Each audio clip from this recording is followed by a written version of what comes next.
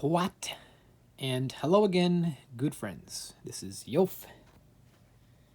I should say that my real name is Jacob, but Yof is sort of a poetic pen name I've created for myself. Here's another video. I wanted to showcase some adornments and various odds and ends that I own. I actually have, since the last video, got a couple more torques. A new torque. No, I hadn't shown this one yet. Let's not get ahead of ourselves. I'll start small. I'll start with the rings that grace my fingers on a daily basis. I'll show you exactly where I wear them. This is a snake one. I got it at some shop in the old port in Portland, Maine. The shop was called Earthbound. I think this one gets a lot of compliments from patients at work, and rightfully so. You see it bends there, and these can adjust to different fingers. And snakes are kind of an important philosophical symbolism to me, so it's pretty neat. On the animal theme, this is an owl that I got with some selenite in the center, which is my favorite gemstone. You can see the patina that's formed on it. It was not green at all when I was given this. Someone was just going to get rid of it, and I said, I'll take it. But I have quite greasy hands, and I think it adds a nice look to it. This is one that I got. I wish I could remember who the vendors were. I got it at the Cumberland County Fair in Maine, in Cumberland, in Topsom. And it was this like stand. It was this trailer of sorts. It was a couple, I believe, a man and a woman, or so they seem. Perhaps they're otherwise, or neither. But this was handmade. They had sort of a pirate and fairy theme going on. And this is a little ring, copper. I don't know if that's just glass. It probably is. It may be quartz. Now that I look at sort of the edging a bit more, it may be quartz. That goes on my left ring finger currently. And these are the two sort of current shining examples. They're gold plate. They're very beautiful, although they have tarnished somewhat. Since I've began wearing them, you can see where the fingers align. Oy. This one I got off of Facebook Marketplace for a price which I will not disclose. This one I had gotten previously, given to me by my mother, and I think it came from her grandmother, so it's got some history to it. They're almost quite similar. This one I consider almost to be an evolved version of the other one, like a Pokemon. So I can't exactly show both hands at the same time, because I am, after all, just a mortal human who does not possess the telekinesis to levitate my phone. But one hand at a time, this is what they currently look like on a given day. And my wrists have recently gained some additions. This was from my mother for Christmas, again with the snake symbolism, especially Ouroboros, symbol that I like.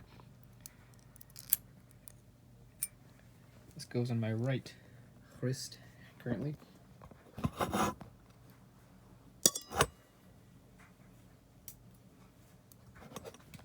Like so. And this special number I got at an antique shop just across the bridge in Auburn, Maine, called Orphan Annie's, which is a very nice place. And it's actually where I got that too. I'll show that in a moment. It's some sort of cuff. The gentleman there is very nice. I was looking at some jewelry, and he actually procured this from somewhere and said that I would probably like it, and he was absolutely right. So this I wear on my right wrist. It's a bit painful to get on at times, but boy, is that worth it. Another recent addition from the holiday, be it to the Christmas or Yule or just the solstice. Of course, for me, I call it Christmas. I'm an atheist. It's just a secular thing for me. I like to call it Yule. It's more poetic. I don't know the exact process by which this was made, but clearly it used an actual leaf, and the leaf of a linden tree. Here in the States, they're called basswood. In the UK and Ireland, they call them lime trees. No relation to the citrus fruit. So this is a necklace that I've been wearing. The linden tree is very important to me spiritually.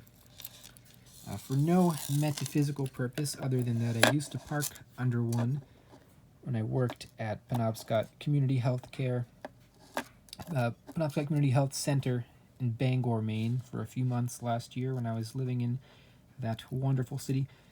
And I didn't even know what a linden tree was at the time, and I had to discover that. I parked under the same tree every single day, right near a gully. Beautiful flowers on both sides, trees spanning across, and a good view of the airport.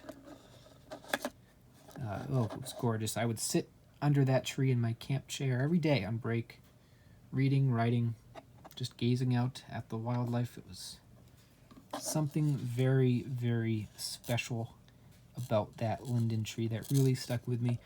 And on that theme, I'll segue into another recent Christmas gift. This came from my sister, and it comes from Poland.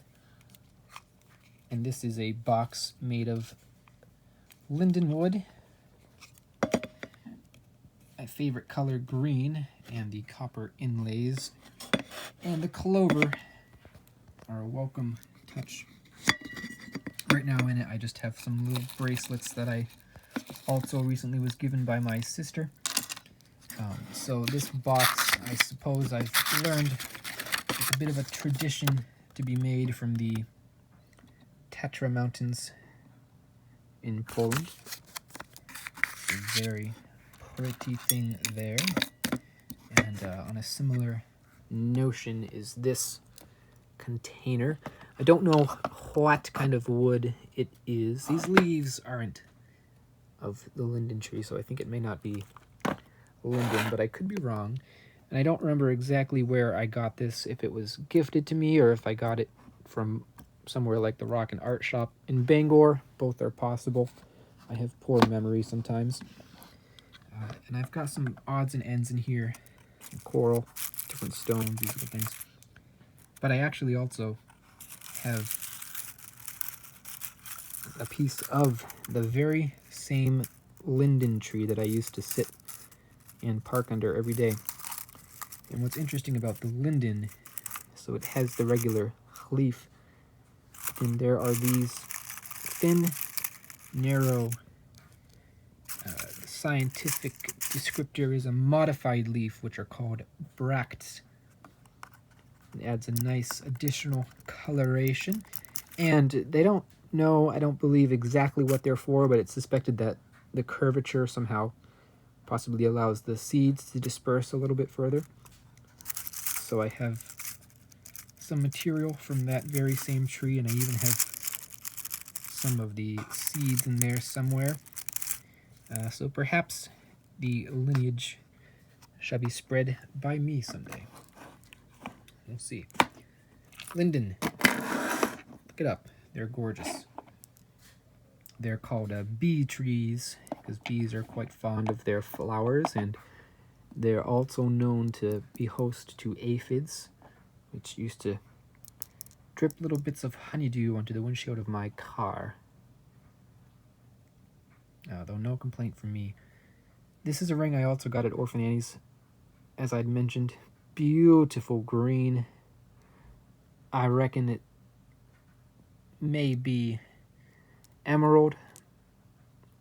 I don't know for sure. It may just be glass or something else, which is fine anyhow. It was intact when I got it, but it's an old ring. And I actually had lost the gemstone. I didn't know where it was. It was just on the floor of my car, beneath where I sit. I'll have to get some sort of glue for that. But this will be a welcome addition. So, moving right along, here are the torques. This one right here is, of course, the classic torque that I've worn for the better part of the last year, every single day to work and to wherever. This is currently on loan to my brother, who I've entrusted with it for the time being, to sort of spread the interest, and he had asked. And the reason for that was that I had recently purchased this torque at the great shop in Boothbay Harbor, Maine, called Enchantments, which I encourage folks to visit. Enchantments is actually, of course, where I got this torque, and they had this one. There are a couple others there right now that are similar to this one. I mean, identical, basically, but with, I believe, instead of the raven heads, a boar and dragon. I think this one was the largest, and the ravens I found most enticing. Of course, it sort of calls to mind the traveling ravens of the god Odin, or Odin, who are known as Hugin in Munin. Pronunciation not guaranteed. And today, I got a recent addition as another Christmas gift from my mother. That is this lovely little torque. Just got these very cool terminals. Don't quote me, but they may be most similar to some that are found on the Iberian Peninsula. The Celtiberian peoples who lived in the northwest region of that land. It's very nice, very shiny. Very pretty torque. So that gives me currently 3 torques to bask in the glory of the antlered god Cernunnos. And you may notice, if you've watched my previous video, that there is something lacking in this video. And that is the other torque, which is sort of a more copper twisted torque akin to this one, but lacking the ravens, though just as impressive. And I can gladly say that, following in the tradition of the Anglo-Saxon kings of old and the Norse and all that jazz, of who I like to feel as though I am, like a great king of the Hwæt and Beowulf, who distributes rings and torques as treasure to the soldiers. I distributed that torque to a friend of mine who I've recently met through my volunteering at the bird rehab clinic in Freedom, Maine, which is called Avian Haven, where I volunteer on Fridays. A new employee there who is a pagan, and he knew not only what torques are, but Cernunnos, and that, which is incredible. And so I gifted that torque to him. And so the legacy is carried on. And an additional thing is this very nice green man, which I also got at Enchantments last weekend. I'm going to put this up nice on my wall somewhere. The green man is a decorative architectural motif found across many cultures over many years.